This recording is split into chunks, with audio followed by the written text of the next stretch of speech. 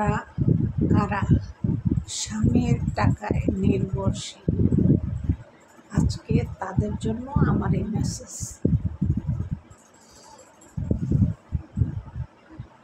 আপনারা যারা স্বামীর টাকায় নির্ভরশীল তাদের জন্য আমার এই মেসেজ। মনোযোগ দিয়ে কথাগুলো শুনবেন। আচ্ছা, একটা কথা বলেন, স্বামীরা আমাদেরকে কি বলে যে আমার টাকা মানে হচ্ছে তোমার টাকা, আমার বাড়ি মানে হচ্ছে তোমার বাড়ি। আচ্ছা, কথাটা যে বলে এই কথাটা কি সত্যি? বলেন তো একবার, চিন্তা করে বলেন।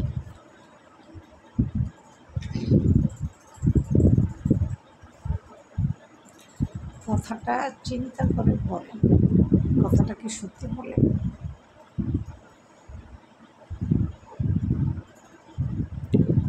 স্বামীর টাকা যদি আমার নিজের টাকাই হতো তাহলে 5,000 টাকা খরচ করলে এত কৈফিয়ত কেন দিতে হয় স্বামীকে যে টাকাটা কোথায় কী কারণে খরচ করেছ? আজকে যদি আমার নিজের টাকা হতো তাহলে আমার কি কোনো হিসাব দেওয়ার দরকার থাকতো?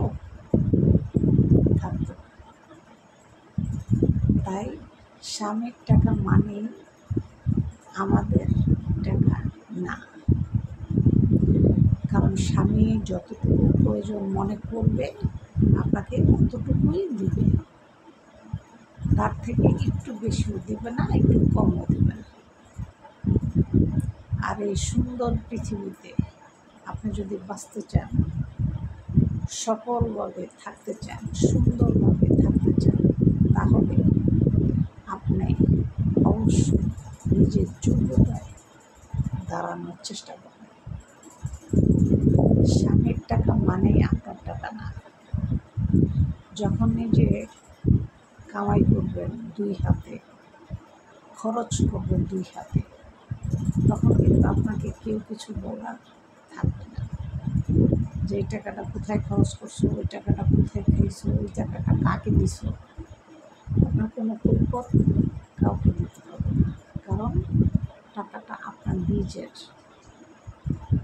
তাই নিজে স্বাবলম্বী হন।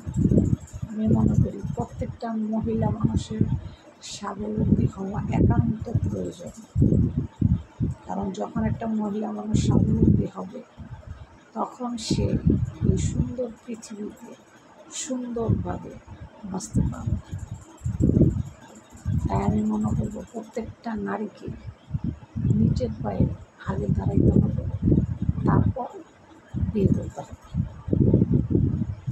স্বামীর টাকা মানে আপনার টাকা না, স্বামীর বাড়ি মানে আপনার বাড়ি না। আপনি অর্থ কামাই করেন, স্বাবলম্বী হন, নিজে একটা বাড়ি কিনেন, একটা জায়গা কিনেন, নিজের ব্যাংক ব্যালেন্স তৈরি করুন, দেখবেন এই সুন্দর পৃথিবীতে আপনার থেকে ভালো আর কেউ থাকবে না। তাই নিজের যোগ্যতা অর্জন করার জন্য চেষ্টা করেন, কারোর উপর নির্ভরশীল হয়ে না, তাহলে দুঃখ ছাড়া আর কিছুই পাবেন না। এটাই বাস্তব।